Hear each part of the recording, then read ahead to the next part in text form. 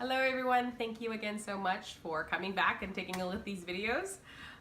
We did 2 of these and we got really great feedback, so we're back. So we're back, lucidly speaking.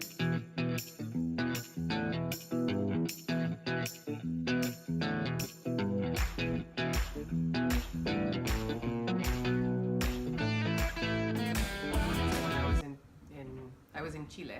I was in Santiago. There was a beautiful class, and I traveled around different parts of the school and taught different grades because I was their English conversation teacher. And this 10th grade group of girls went to the north of Chile, and on their drive down, 25 of them went up the mountain and only 16 of them made it down safely because on the drive back, the bus flipped over. The bus driver got altitude sickness and lost control of the bus. And 9 kids didn't make it. And that was probably one of the hardest things I've ever had to go through by myself. Going to a funeral with 9 children, seeing 9 caskets, it changes you and it gives you perspective and gets a little dark before it gets a little light. So everyone said this happens for a reason. And until I believed that, I didn't say that. How I comforted them was telling them, this is horrific. And you can get mad if you want. Because unless you're honest about how you feel, you can get sad, you can get angry, you can mope, you can weep, you can eat the entire damn fridge if you have to. You can shout, you can scream, you can take walks by yourself. You can sit quietly with a friend and just hold their hand, or you can ask to be held. You can do whatever the hell you need to do so that you get through it. And I think the most honest thing that I offer these kids and I offer people who've gone through something traumatic is to not humor other people and to just get through it. And that sounds strange, right? Because that doesn't give you a play-by-play, but every person deals with trauma differently. But I think one of the only things human beings respond to is honesty. I think when you say something cliche or, sometimes when people tell you there's something difficult in their life, you give them something you heard someplace, like some catchy phrase.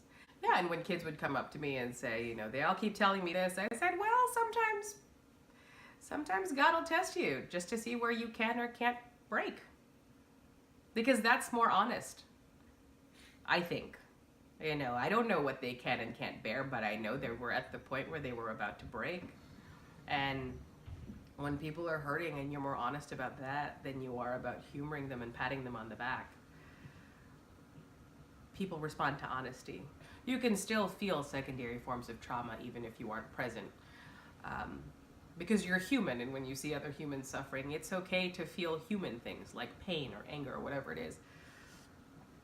And so I didn't think that, so I hid that. I hid all my reactions, I hid all my pain, I hid all the things that didn't make me look strong until I realized that owning the fact that I have these feelings and feeling terrible and continuing to be honest about that actually was what made me strong. When people go through something traumatic, they get to feel whatever they want, and you have to sit there and try not to add to it.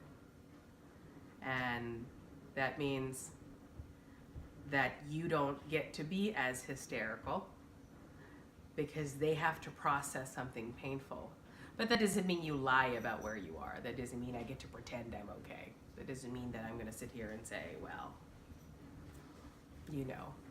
I'm above feeling the pain of this human thing. But honesty in that situation is to acknowledge, hey, I'm having a difficult time with this too. I am going to listen to you, and I might cry. Don't freak out about it. This just hurts me also. That sincerity is what cuts through pain. But I think when we pat people on the back, or when we rush them, or when we try to sugarcoat things, or when we try to humor people when they need to be heard and connected and actually feel like they belong or that they're seen. Rushing them or telling them, oh, well, you know, I felt like that because of this reason. Or having them feel like you're not listening, but you're just waiting to have something to say. Those are different ways to isolate people also. And in these situations, when people are in a lot of pain, there is so much growth in this community that's possible if it's filtered in a way where everyone took a step towards each other instead of away from each other. One of the biggest lessons I learned from that school in Chile was I expected this community to fall apart.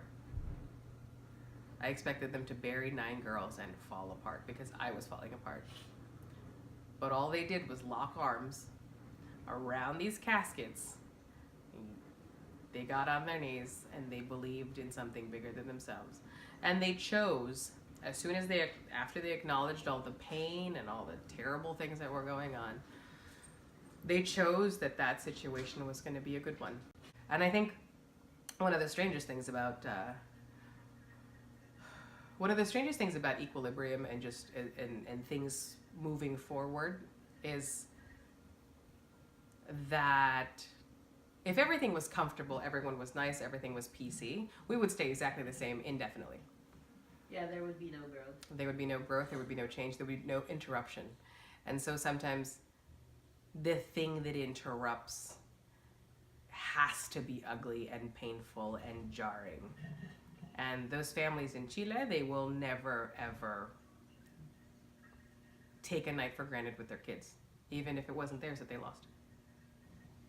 And these kids, they're now fighting for their education when this thing was free and people didn't take it as seriously before, or we thought that they didn't. These millennials, these kids that everyone just writes off, I can't wait till they prove all of us wrong. And they're gonna do it because they're feeling pain and sadness and they're gonna do something about it. And I tell kids that feel a lot of pain that they're just stronger than the rest of us. Because the rest of us pretend and ignore that it's not there. And unless we're dead inside, it just kind of is.